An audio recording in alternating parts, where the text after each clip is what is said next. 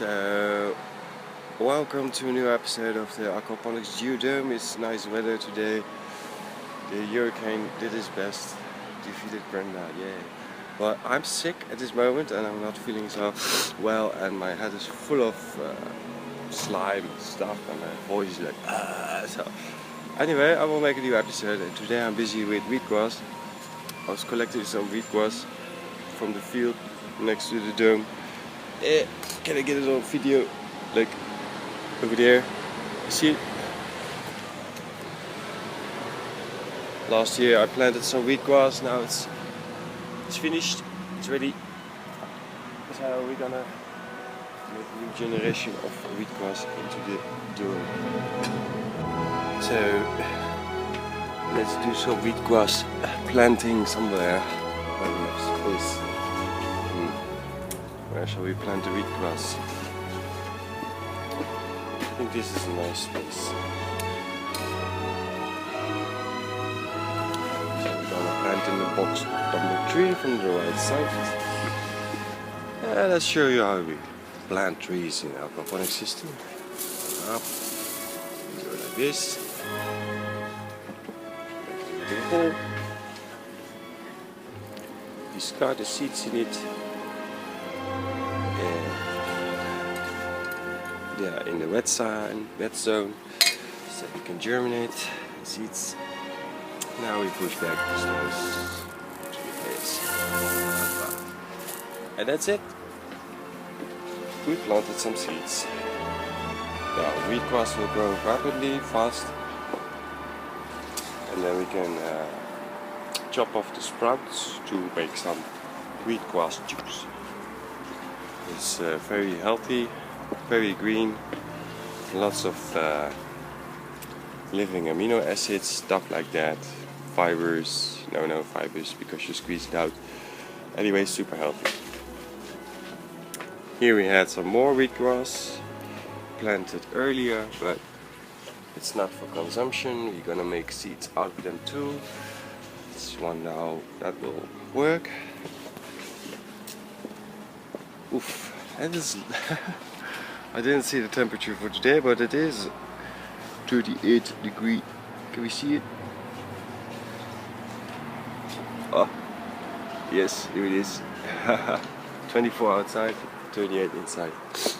It's nice. Well, cucumbers are going like crazy. They're getting bigger and bigger every day.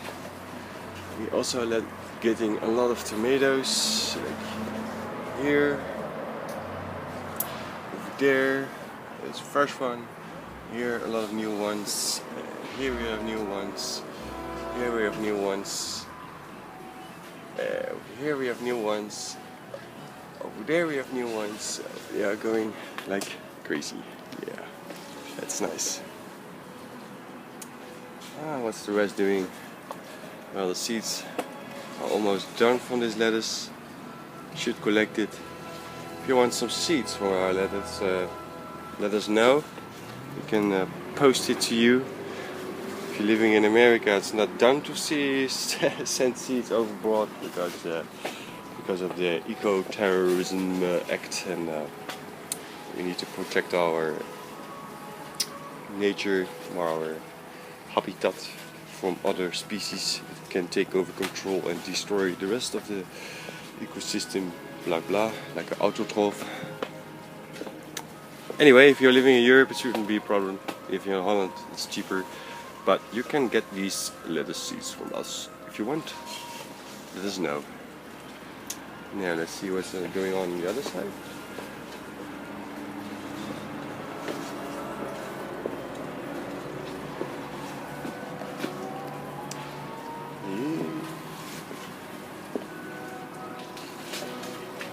Well, they had a little problem on this side because of you can see the roots are everywhere. Tomatoes love to produce vast amounts of roots. They just grow into these tubing and make it stuck. But now it's the funny part. The roots are so dense and controlled that we had to lift up this green tube that's protecting walks from falling inside this area. So, but it is not open only open on your bottom. So we have to lift it a little bit up, otherwise the water couldn't flow directly into this area and out to the tubing system. So it's like a very condensed package of roots down there. But anyway, still working fine, so we leave it that way. Maybe other seasons we will give the tomatoes another place, but compared with the sunlight we get from this angle, it's nice to have these big growing plants on the back side of the dome.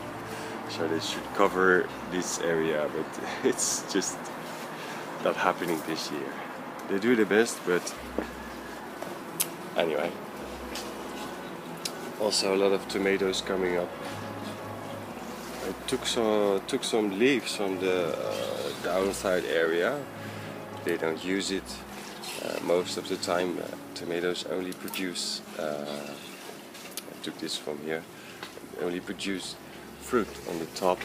So if you discard the leaves downwards, it will get a boost from growing in the top. It will stimulate the plant to grow harder, because these leaves are not producing that much efficiency for the plant, and here it is more efficient for the plant to have leaves. So you can also see that the plant is discarding themselves, but you can also help them a little bit, because it's turning yellow. It means that it's been blocked. There's a name for it, but I don't know it in English. It means that the leaf is going to throw the plant is going to throw the leaf away, just like in autumn. So we don't discard anything here, we just put it in our worm dispensary. Ta-da! But we need a bigger one, because we already have two, but it's not going so fast in these boxes. So if we have a big one, we can have more worms, more square meters, and then it will go fast. Yeah. Well, let's have a look at the fish. Oh yeah, we have some new fruits here over here. Small beans, but it doesn't look like a bean. It's more like some sort of pepper, I think, but I don't know. Ah, this is a bean. It's a small one. Look, this is a bigger one. Here it is. Ta-da! Oh, it's so hot. It's a nice sauna. Now here we have the fish. Nice fish. Still happy. No signs of stress. Now there was a little argument on the Aquaponics Facebook group page. There was some guy that had tilapias and they didn't grow as fast as they predicted on the internet. Like it's 9 months they are plate or rate fast grown. Like normally you buy them this, and after 9 months you can put the fillet on like this size on your plate or the barbecue. It didn't happen for this guy, so he asked, how can I let my fish grow faster? Now I had heard idea of University of Nijmegen, Landbouw Universiteit, that they tested it when a fish can feed themselves. They put a little pendulum into the water, the fish touched it like pop, and then the machine will give the fish food. Now when this happens, the digestion system of the fish can always operate when the fish wants it to operate. So if the fish is hungry, it just pushes the button and gets its food. Normally in a commercial way of life, it's just like you have to wait until the machine or the timer will give you food, or the owner, just like me, is giving the fish food. but now they can decide for their own biomechanical operating system. Just like in nature, when they have hunger, they go hunt for food. It's not that they wait until a prey will get before the mountain they swallow it. So I think the grow rate in nature is the same as when the fish can choose.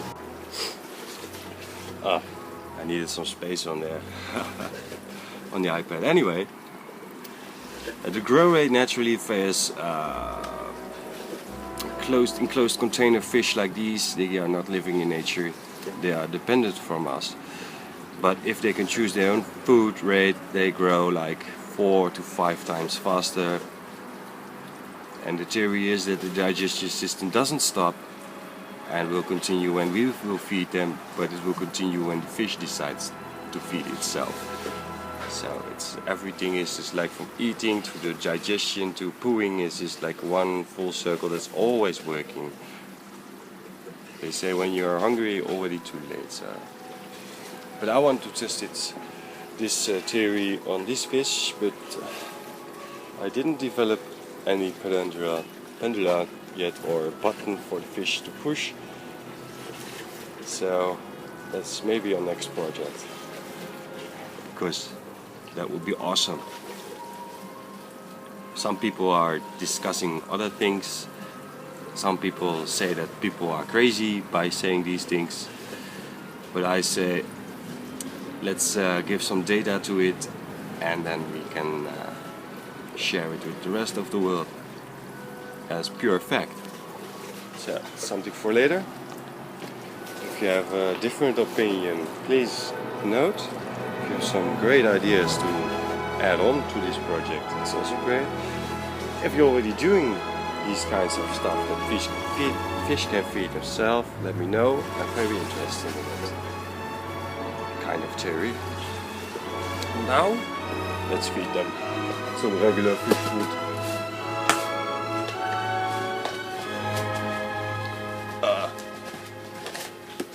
Still busy with getting a sufficient food flow for the fish on our own production rate, like duckweed, but yeah, it's starting to grow back again. That's nice. And the worms are also getting multiplied, so we can feed them more and more and more, but it's nice to feed them only duckweed, hemp seeds and worms as a good diet for them. Anyway, they will eat these in the meantime. In the future they have the opportunity to feed themselves. Now, we have more to discuss. Oh yeah, we have a new project going on the other side of the dome. Outside, we are building we are building another greenhouse, just to add up more production here in this area, and of course to have a basis to test